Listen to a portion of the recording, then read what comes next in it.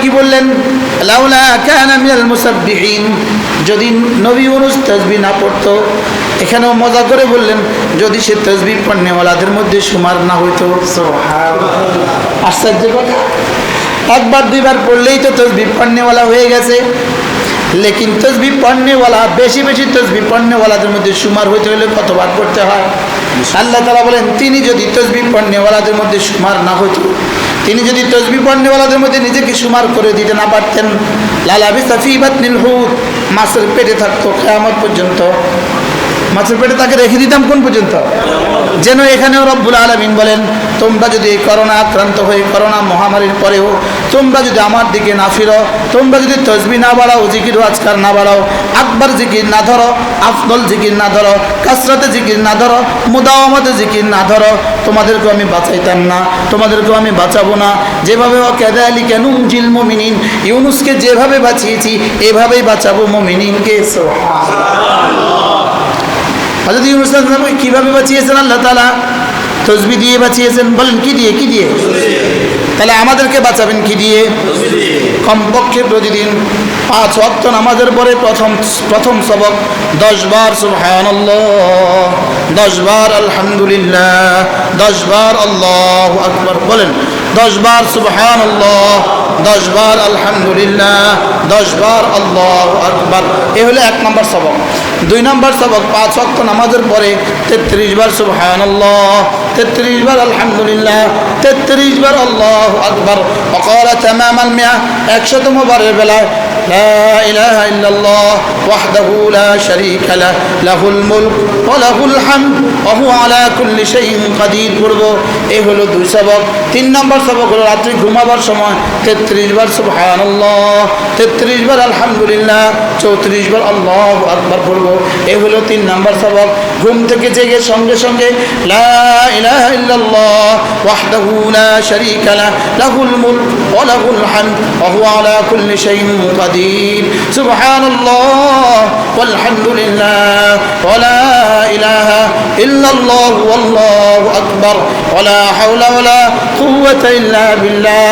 এর দূর বলার পরে আল্লাহর নবী বলেন এখন সে যে দোয়া করবে আল্লাহ তাআলা তার এই দোয়া কবুল করবে। সুবহানাল্লাহ। রাওয়াহুল বুখারী ওয়া মুসলিম। কে পড়বে? কে পড়বে? বলেন না আমি পড়বো ইনশাআল্লাহ। আমরা বলেন না কোন আমি পড়বো কোন? কে পড়বে? আমি পড়বো। আবার সবকগুলো আবার তাকড়া করি। 5 ওয়াক্ত নামাজের পরে 10 10 10 বলেন। এখানে ডিজিটাল ঘড়ি আছে, ধরেন মিনিট সেকেন্ড ধরেন, সেকেন্ড ধরেন। সুবহানাল্লাহ সুবহানাল্লাহ সুবহানাল্লাহ সুবহানাল্লাহ সুবহানাল্লাহ সুবহানাল্লাহ সুবহানাল্লাহ সুবহানাল্লাহ সুবহানাল্লাহ সুবহানাল্লাহ আলহামদুলিল্লাহ আলহামদুলিল্লাহ আলহামদুলিল্লাহ আলহামদুলিল্লাহ আলহামদুলিল্লাহ আলহামদুলিল্লাহ আলহামদুলিল্লাহ আলহামদুলিল্লাহ আলহামদুলিল্লাহ আলহামদুলিল্লাহ আল্লাহু আকবার আল্লাহু আকবার আল্লাহু আকবার আল্লাহু আকবার আল্লাহু আকবার আল্লাহু আকবার আল্লাহু আকবার আল্লাহু আকবার আল্লাহু আকবার আল্লাহু আকবার।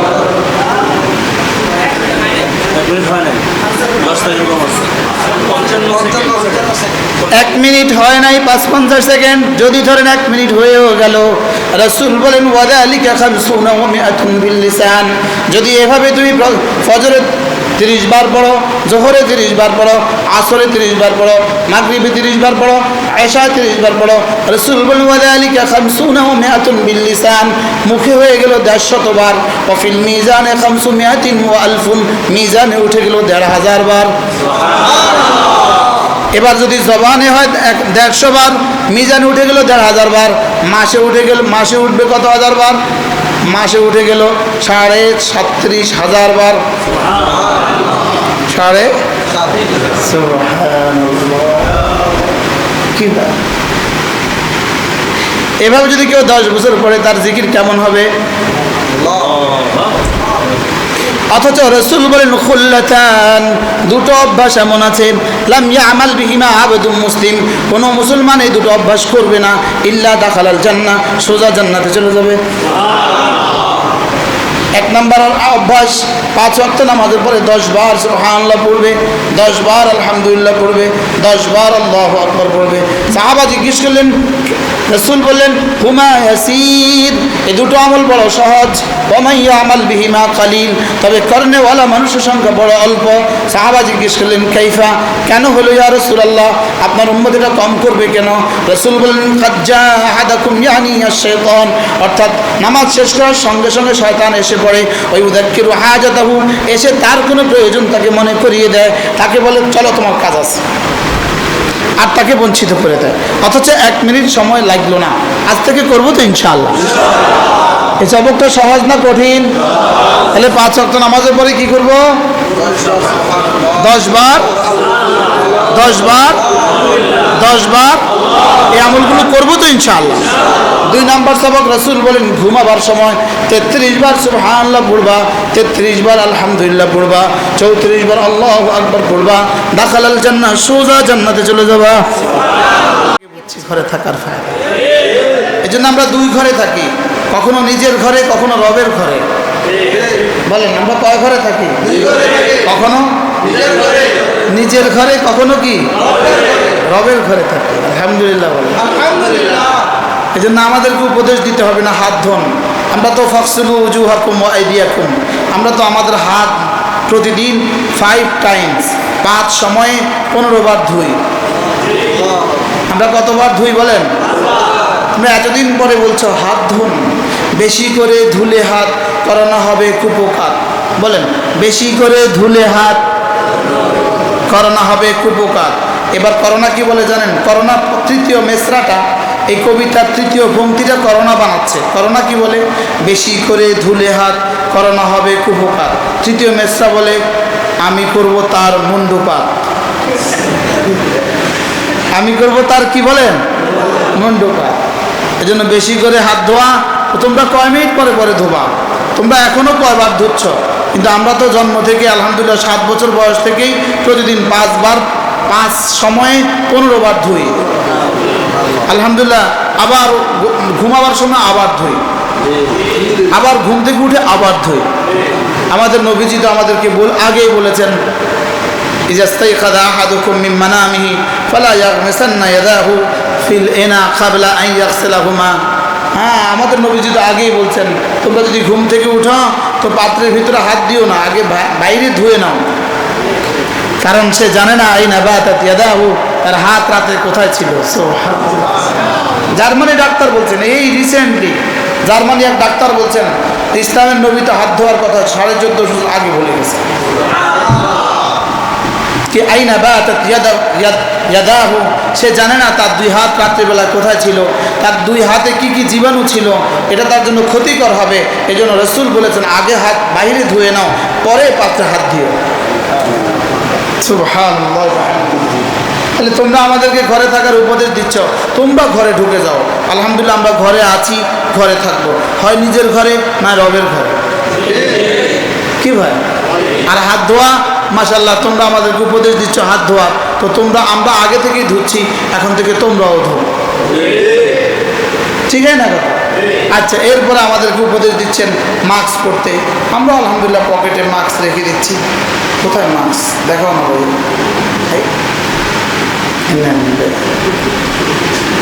আরে মাস্ক দেখান না, মাস্ক। আমরা তো কি রাখি? আমরা তো মাস্ক পকেটে রাখি তো আমরা, না প্রয়োজন আমরা ইউজ করি, মাস্ক আমরা ইউজ করি। তাইলে আমরা কি বলবো বলেন? তোমরা আমাদেরকে মাস্ক পরতে উপদেশ দিচ্ছ, আমাদের রব আমাদেরকে মাস্ক পরতে উপদেশ দিয়েছেন 1450 বছর আগে। বলা হ্যাঁ, ওয়ালিয়াদরিবনা বিখুমুরিহিন্না আলা জুয়ুবিহিন্না। সুবহানাল্লাহ বলেন। আরে এগুলো মুখস্থ করবা, এগুলো সব কি করবা বলো?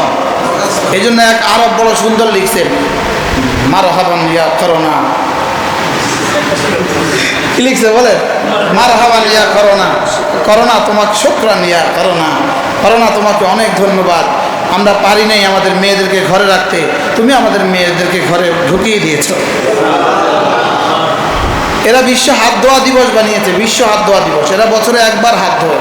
করোনা তুমি এখন প্রতি 20 মিনিট পরে পরে 20 সেকেন্ড ধুতে বাধ্য করেছ। কি বল এই জন্য শোকরা নিয়া করোনা করোনা আমরা এদেরকে এদের চেহারা থেকে নেকাব খুলে দিয়েছে, এরা এদের চেহারা থেকে, আরবরা এদের চেহারা থেকে নেকাব খুলে দিয়েছে। করোনা তুমি পারছো, আবার শুধু নেকাব নয়, এবার পিপি পরিয়ে দিয়েছে এদেরকে। কি হয় এখন কি পরায় দিছে বলেন? সারা দুনিয়ার সমস্ত বিমানবালাদের নিজস্ব পোশাকের উপরে এখন পার্সোনাল প্রোটেকশন, এখন প্লাস্টিকের জামা পরায় দিছে, হাত মোজা লাগাই দিছে প্লাস্টিকের। মজার বিষয় হলো এখনও এরা প্লাস্টিকেরটাই পরে, এখন এটা সুতোরটা পরে না, কাপড়েরটা পরে না, বলে কাপড়েরটা তো ইসলাম, এই জন্য এটা পরতাম না, আর প্লাস্টিকেরটা পরলে তো প্রোটেকশন, এই জন্য এটা পরবে। দেখেন আমাদের নবীজি তো, তোমরা এখন বলছো হাই তোলার সময়, হাঁচি দেওয়ার সময় আপনার মুখ চোখ ঢেকে রাখুন, আর বেশি থেকে আরও যদি ঢাকতে চান হাতের কনুই দিয়ে, আপনি হাতের কনুই ভাঁজ দিয়ে আপনি আপনার মুখ ঢেকে রাখুন। যেমন হাই তোলার সময় আপনি এভাবে করুন, কীভাবে করুন বলেন? আপনি এভাবে করুন।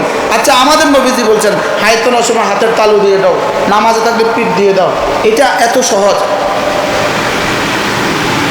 এর বিপরীতে এরা বলছে হাই তোলার সময় এভাবে যাও। আচ্ছা এটা বললো কেন, ওইটা আর এটা না বললেন কেন? এটা আর এটা এই জন্য বলেছে, বলে নাই এটা আর এটা ইসলাম, এই জন্য এটা বলে। কি ভাই সুবহানাল্লাহ, আল-ইয়াওমা আকমালতু লাকুম দীনাকুম ওয়া আতমামতু আলাইকুম নি'মাতি ওয়া রাদিতু লাকুমুল ইসলাম দীনান। সুবহানাল্লাহ। কি ভাই এখন বাথরুমে যেতে প্লাস্টিকের টুপি পিন্ডি যাও কেন? আমরা তো আমাদের নবীজি বাথরুমে যেতে আমাদেরকে আগেই বলছেন মাথা ঢেকে যাও। কি ভাই তাহলে বোঝা গেছে আমাদের ইসলাম আমাদের প্রোটেকশন। বলেন বলেন বলেন বলেন, সর্বকালের সর্বশ্রেষ্ঠ প্রোটেকশন আমাদের ইসলাম। আমাদের ইসলাম আমাদের রক্ষা কবচ। আমাদের ইসলাম আমাদের কি রক্ষা কবচ? শুধু করোনা থেকে রক্ষা কবচ নয়, দাজ্জাল থেকেও রক্ষা কবচ। এরা আরো আগে বেড়ে বলেন আমাদের মসজিদ আমাদের মাদ্রাসা আমাদের রক্ষা কবচ। বলেন আমাদের মসজিদ আমাদের মাদ্রাসা কি? এই জন্য আমাদের বর্তমান সময়ের, বর্তমান জমানার সবচেয়ে বড় আলেমী দ্বীন, বর্তমান দুনিয়ার সবচেয়ে বড় আলেমী দ্বীন, তিনজনের মধ্যে একজন ধরতে হবে। হযরত মৌলানা মুফতি আব্দুল সালাম চাটগ্রামী দামাত বারাকাতুহুম, হযরত দামাত বারাকাতুহুম বলেন যে আমাদের ইসলাম আমাদের কাছে সবচেয়ে বড় মজবুত রক্ষা কবচ। সুবহানাল্লাহ। বলে ইসলামের চেয়ে বড় রক্ষা কবচ পৃথিবীতে আর কিছু হইতে পারে না। এজন্য হযরত বলেন যে আমাদের ইসলামের প্রতিটা বিধি বিধান আমাদের জন্য রক্ষা কবচ, আমাদের জন্য কি বলেন রক্ষা কবচ। এজন্য হযরত বলেন ওমান দাখালাহু কানা আমিনা, যদিও এটা বাইতুল্লাহর জন্য নাজিল হয়েছে, ওমান দাখালাহু কানা আমিনা, কিন্তু তিনি বলেন যে এই ঘরে দাখিল হবে সে আমিন হবে, সেও নিরাপদ হবে। ওয়াজআলনাল বাইতা মাসাবাতান লিন-নাসি ওয়া আমনা, আমি এই ঘরকে বানিয়েছি মাসাবা, বারবার যাওয়ার জায়গা, ও আমনা এবং নিরাপদ বানিয়েছি। তিনি বলেন বাইতুল্লাহ যেমন যে ঢুকবে সে আমেন, সে মামুন, সে নিরাপদ। আর বাইতুল্লাহ যেমন নিরাপদ, পৃথিবীর সমস্ত মসজিদে যে ঢুকবে সেও নিরাপদ, আর পৃথিবীর সমস্ত মসজিদ এটাও নিরাপদ। বলেন তাহলে আমাদের মসজিদ আমাদের নিরাপত্তার শেষ ঠিকানা। বলেন আমাদের মসজিদ আমাদের নিরাপত্তার কি শেষ ঠিকানা? আমাদের মসজিদ আমাদের সফলতার শেষ ঠিকানা, আমাদের মসজিদ আমাদের কামিয়াবির শেষ ঠিকানা, আমাদের মসজিদ আমাদের মুক্তির শেষ ঠিকানা। বলেন আমাদের মসজিদ আমাদের মুক্তির কি শেষ ঠিকানা, আমাদের মসজিদ আমাদের সফলতার শেষ ঠিকানা, আমাদের মসজিদ আমাদের নাজাতের শেষ ঠিকানা, আমাদের মসজিদ আমাদের ফালাহর বাহাবুদের শেষ ঠিকানা। এই কথাগুলো এখন উম্মতের সামনে বারবার বলা দরকার, বেশি বেশি বলা দরকার। উম্মাহ আপনি মনে করছেন মসজিদ থেকে বেঁচে থাকলে, মসজিদে না আসলে আপনি করোনা থেকে বেঁচে যাবেন না। মসজিদে না আসলে যদি করোনা থেকে বাঁচত তো কি বলে ইংল্যান্ডের রানীর করোনা হলো কেন? তিনি কোন মসজিদে গেছেন? কথা বুঝেন নাই মনে হয়।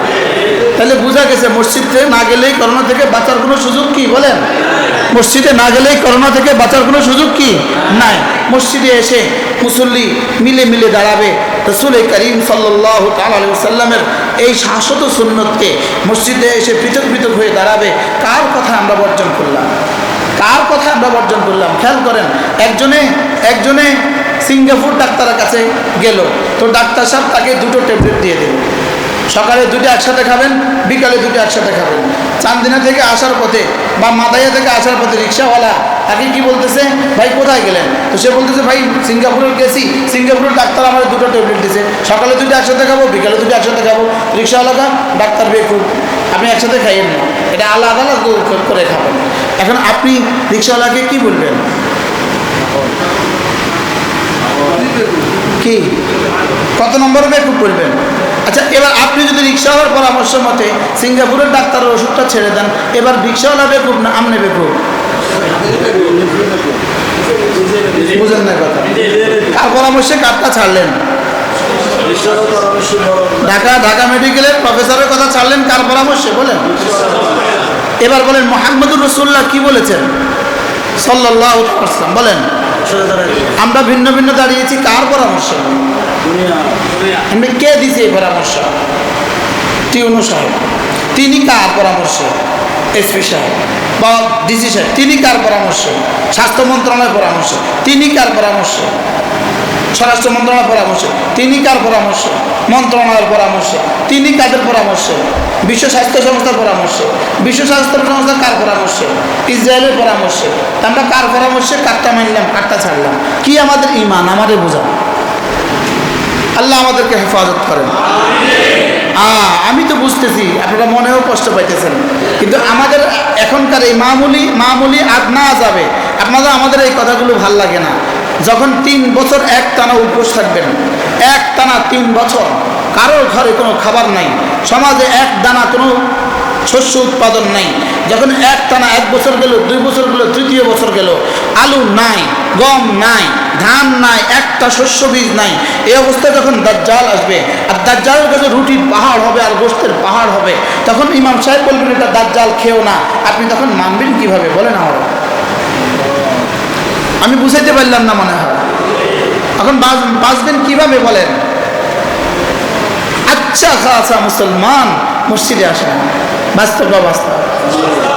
গরুর বাজারে গোবর আছে তো না? আসেনি? গরুর পেশাব আসেনি? কাদা এবারে বাজারে কাদা ছিল নি? ধুলোবালি ছিল কিনা বলেন? সেখানে করোনার কোনো ভয় নাই, লেকিন ঈদগাহে করোনার ভয় আছে। মারাত্মক অবস্থা।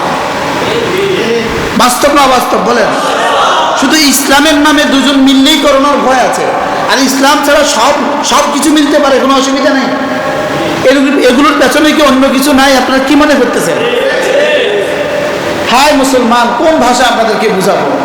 হইতে পারে আমার বোঝানোর শব্দ শেষ, আমার বোঝানোর ভাষা শেষ, লেকিন এগুলো আমাদেরকে শুধুই ধ্বংসের ষড়যন্ত্র। এগুলো আমাদেরকে শুধুই ধ্বংসের ষড়যন্ত্র। আচ্ছা, গার্মেন্টসগুলোর ভয়াবহতা, গার্মেন্টসগুলোর নারী আর পুরুষের সম্মেলন, গার্মেন্টসগুলোর ভিড় থেকে কি আমাদের মসজিদের মাদ্রাসাগুলোর ভিড় এর থেকে কম না বেশি বলেন? আমাদের এখানে কি পরিমাণ পরিচ্ছন্নতা?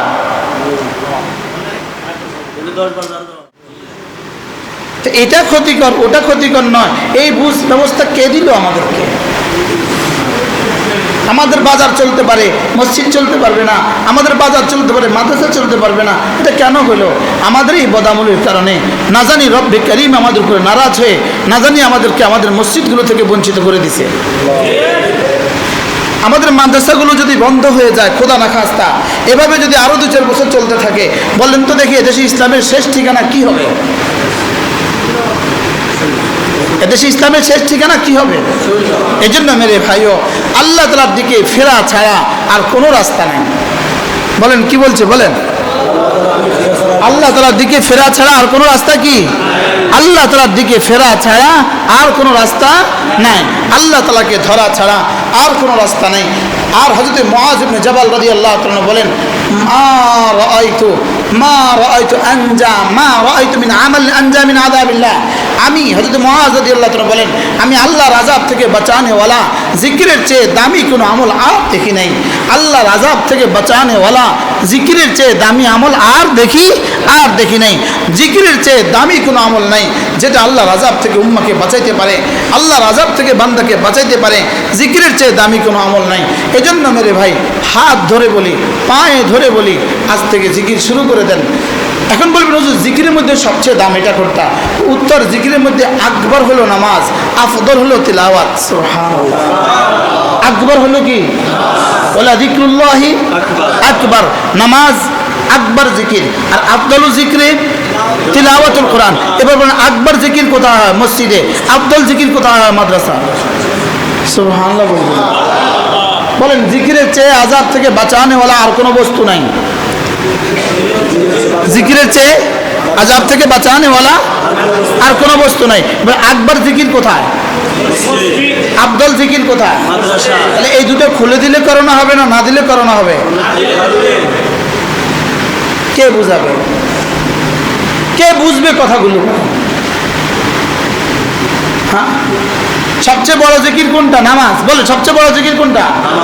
এটা কোথায় হয়? আর সবচেয়ে উত্তম জিকির কোনটা? তিলাওয়াত কোথায় হয়? তো জিকিরের থেকে বড় কোনো আযাব থেকে বাঁচানোওয়ালা আর কি? তাহলে এই দুইটা বন্ধ হয়ে গেলে কি কি বন্ধ হয়ে গেল? আফদল বন্ধ হয়ে গেল, আকবর কি হয়ে গেল? তো বন্ধ হয়ে গেল। আফদলও নাই, আকবরও নাই। এবার আযাব থেকে বাঁচাবে কে? এই জন্য আল্লাহ তাআলা যেন আমাদের মসজিদগুলোকে চিরদিনের জন্য খুলে দেন। আল্লাহ তাআলা যেন আমাদের মাদ্রাসাগুলো আজ থেকে কিয়ামত পর্যন্ত আমাদের মাদ্রাসাগুলো খুলে দেন। আল্লাহ তাআলা আমাদেরকে বেশি বেশি করে জিকিরের তৌফিক দান করেন। আযাব থেকে বাঁচানেওয়ালা জিকির চেয়ে আর কিছু নাই। হযরত ইউনূস আলাইহিস সালাম মাছের পেটে চলে গেলেন। গেলেন তো গেলেনই, কেন গেলেন, কি জন্য গেলেন, কিভাবে গেলেন, এটা বলা উদ্দেশ্য না। গেলেন তো গেলেন, লেকিন মাছের পেটে যাওয়ার পরে আল্লাহ তাআলা মাছকে বলে দিলেন, মাছ, এটাকে তোকে খাবার হিসেবে দেই নাই, এটাকে হেফাজতের জন্য রেখে দিয়েছি। আর হযরত ইউনূস আলাইহিস সালাম মাছের পেটে দাঁড়িয়ে গেলেন। মাছের পেটে দাঁড়িয়ে গেলেন, এবার শুরু করে দিলেন, লা ইলাহা ইল্লা আনতা সুবহানাকা ইন্নী কুনতু মিনাজ জালিমিন। আমরা মনে করছি এটা বুঝি 4446 বার পড়লে হবে। আমরা মনে করছি নির্দিষ্ট সংখ্যক পর্যন্ত 10 জন হুজুর দিয়ে খতম করায় দিলে হবে। হযরত ইউনূস আসলাম পড়লেন, দিনেও পড়লেন, রাতেও পড়লেন, সকালেও পড়লেন, দুপুরেও পড়লেন, বিকেলেও পড়লেন, একটানা পড়লেন, বিরামহীন পড়লেন, একটানা 40 দিন। কতদিন? আমরা কতদিন পড়লাম? আমরা কয়বার পড়লাম? লা ইলাহা ইল্লা আনতা সুবহানাকা ইন্নী কুনতু মিনাজ জালিমিন। লা ইলাহা ইল্লা আনতা সুবহানাকা ইন্নী কুনতু মিনাজ জালিমিন। আচ্ছা, হযরত ইউনূস আলাইহিস সালাম তো নবী, আবার পড়লেন 3 অন্ধকারের ভিতরে। আচ্ছা, কি পরিমাণ টেনশনে, আর কি পরিমাণ হতাশা, আর কি পরিমাণ চিন্তায়, আর কি পরিমাণ রবের ভালোবাসায়, কি পরিমাণ রবের আশায়, কি পরিমাণ রবের ভয়ে। একটানা পড়লেন 40 দিন। 40 দিন পরে ফাস্তাজাবনা লাহু ওয়া নাজ্জাইনাহু মিনাল গাম ওয়া কাযালিকা নুনজিল মুমিনিন। 40 দিন পরে রব্বে কারীম ফাস্তাজাবনা লাহু, 40 দিন পরে বললেন, আমি এবার তাকে সাড়া দিলাম। ওয়া নাজ্জাইনাহু মিনাল গাম, তাকে এই পেরেশানি থেকে নাজাত দিলাম। ওয়া কাযালিকা নুনজিল মুমিনিন, এমনিভাবে কিয়ামত পর্যন্ত আনেওয়ালা উম্মতকে, মুমিনিনকে আমি নাজাত দিব। এটা রব্বুল আলামিনের ওয়াদা। সুবহানাল্লাহ। এবার আল্লাহ তাআলা কি বললেন? লাউলা কানা মিনাল মুসাব্বিহিন, যদি নবী ইউনূস তাসবিহ না পড়তো। এখানেও মজা করে বললেন, যদি সে তাসবিহ পড়নেওয়ালাদের মধ্যে শুমার না হইতো। সুবহানাল্লাহ। আশ্চর্য কথা, একবার দুইবার পড়লেই তো তাসবিহ পড়নেওয়ালা হয়ে গেছে। লেকিন তাসবিহ পড়নেওয়ালা, বেশি বেশি তাসবিহ পড়নেওয়ালাদের মধ্যে শুমার হইতে হলে কতবার পড়তে হয়? আল্লাহ তাআলা বলেন, তিনি যদি তাসবিহ পড়নেওয়ালাদের মধ্যে শুমার না হইতো, তিনি যদি তাসবিহ পড়নেওয়ালাদের মধ্যে নিজেকে শুমার করে দিতে না পারতেন, লালাবিসা ফি বাতনিল হুত, মাছের পেটে থাকতো কিয়ামত পর্যন্ত। মাছের পেটে তাকে রেখে দিতাম কোন পর্যন্ত? যেন এখানেও রব্বুল আলামিন বলেন, তোমরা যদি করোনা আক্রান্ত হয়ে করোনা মহামারীর পরেও তোমরা যদি আমার দিকে না ফিরো, তোমরা যদি তসবিহ না বাড়াও, জিকির আজকার না বাড়াও, আকবার জিকির না ধরো, আফদল জিকির না ধরো, কাসরাতে জিকির না ধরো, মুদাওয়ামাতে জিকির না ধরো, তোমাদেরকেও আমি বাঁচাইতাম না, তোমাদেরকেও আমি বাঁচাবো না। যেভাবে কাযালিকা নুনজিল মুমিনিন, ইউনুসকে যেভাবে বাঁচিয়েছি এভাবেই বাঁচাবো মুমিনিনকে। হযরত ইউনুস আলাইহিসসালামকে কিভাবে বাঁচিয়েছেন আল্লাহ তাআলা? তসবিহ দিয়ে বাঁচিয়েছেন। বলেন কি দিয়ে? কি দিয়ে? তাহলে আমাদেরকে বাঁচাবেন কি দিয়ে? কমপক্ষে প্রতিদিন 5 ওয়াক্ত নামাজের পরে প্রথম সবক 10 বার সুবহানাল্লাহ, 10 বার আলহামদুলিল্লাহ, 10 বার আল্লাহু আকবার। বলেন 10 বার সুবহানাল্লাহ, 10 বার আলহামদুলিল্লাহ, 10 বার আল্লাহু আকবার। এ হলো 1 নম্বর সবক। 2 নম্বর সবক 5 ওয়াক্ত নামাজের পরে 33 বার সুবহানাল্লাহ, 33 বার আলহামদুলিল্লাহ, 33 বার আল্লাহু আকবার। وقال تمام المئة 100তম বারের বেলায় لا إله إلا الله وحده لا شريك له له الملك وله الحمد وهو على كل شيء قدير পড়ব। এই হলো 2 সবক। 3 নম্বর সবক হলো রাত্রি ঘুমাবার সময় 33 বার সুবহানাল্লাহ, 33 বার আলহামদুলিল্লাহ, 34 বার আল্লাহু আকবার পড়ব। এই হলো 3 নম্বর সবক। ঘুম থেকে জেগে সঙ্গে সঙ্গে লা ইলাহা ইল্লাল্লাহ ওয়াহদাহু লা শারীকা লাহ লাহুল মুলক ওয়া লাহুল হামদ ওয়া হুয়া আলা কুল্লি শাইইন কাদির। সুবহানাল্লাহ ওয়ালহামদুলিল্লাহ ওয়া লা ইলাহা ইল্লাল্লাহ ওয়াল্লাহু আকবার ওয়া লা হাওলা ওয়া লা কুওয়াতা ইল্লা বিল্লাহ। এর বলার পরে আল্লাহর নবী বলেন, এখন সে যে দোয়া করবে আল্লাহ তাআলা তার এই দোয়া কবুল করবে। রাওয়াহুল বুখারী ওয়া মুসলিম। কে পড়বে? কে পড়বে? বলেন না আমি পড়বো ইনশাআল্লাহ। আমরা বলেন না কোন আমি পড়বো কোন? কে পড়বে? আমি পড়বো। আবার সবকগুলো আবার তাকড়া করি। 5 ওয়াক্ত নামাজের পরে 10 10 10 বলেন। এখানে ডিজিটাল ঘড়ি আছে, ধরেন মিনিট সেকেন্ড ধরেন, সেকেন্ড ধরেন।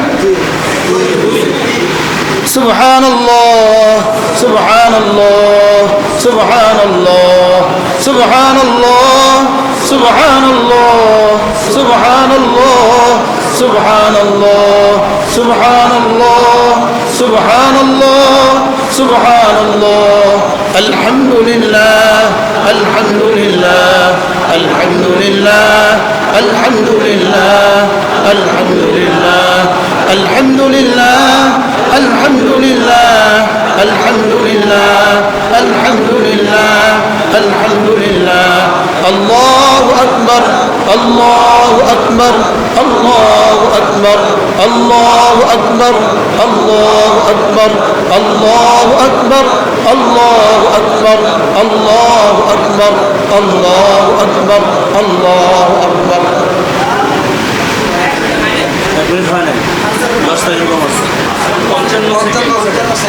1 মিনিট হয় নাই 55 সেকেন্ড। যদি ধরেন 1 মিনিট হয়েও গেল, রাসূল বলেন ওয়াযালিকা 50 ওয়া 100 বিল লিসান। যদি এভাবে তুমি ফজরে 30 বার পড়ো, জোহরে 30 বার পড়ো, আসরে 30 বার পড়ো, মাগরিবে 30 বার পড়ো, এশা 30 বার পড়ো, রাসূল বলেন ওয়াযালিকা 50 ওয়া 100 বিল লিসান। মুখে হয়ে গেল 150 বার। ওয়া ফিল মিজানে 500 ওয়া 1000, মিজানে উঠে গেল 1500 বার। এবার যদি জবানে হয় 150 বার, মিজানে উঠে গেল 1500 বার। মাসে উঠবে কত হাজার বার? মাসে উঠে গেল 37,500 বার।